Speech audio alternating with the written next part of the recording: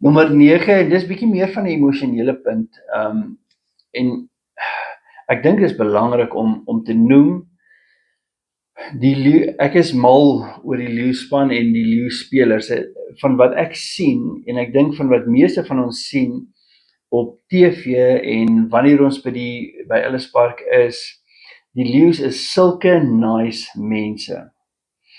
Maar daar's hierdie ou sê ding van nice guys finish second. Nice guys always come last. En dis ongelukkig die waarheid. Ons is te nice. As jy van die veld af is, be the nicest person you can be the kindest person you can be. Die van julle wat onthou, wat dit dalk gelees het, François Pienaar se autobiografie wat hy geskryf het, nadat hy klaar rugby gespeel het, toe hy geskryf oor die 1995 wêreldbeker. En hy het 'n interessante ding daar gesê, hy het gesê, as span het hulle besluit, elke moontlike greintjie wat jy kan kry om die ander speler of die ander span te intimideer, gebruik jy. So selfs as jy lê op die veld, op die gras, jy's nou getackle en jy en die opponent lê daar, dan gebruik jy daai opponent.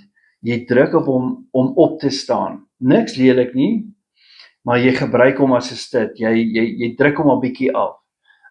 Gisterand op 'n stadium het ek gesien dat ons help die opponente op. Dis baie nice as jy in Pick n Pay is en iemand val en jy gaan help hulle op. By all means, please do that. Maar vir daai 80 minute tussen daai 4 lyne moet jy nie nice wees nie.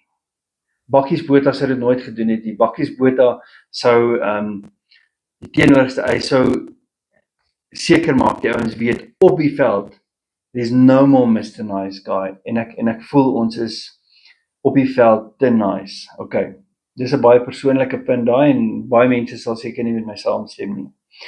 Let wel, ek praat nie van vuil spel of ongeoorloofde spel nie, en spel buite die reëls, ek praat nie daarvan nie, ek praat bloot net van intimidasie op die veld.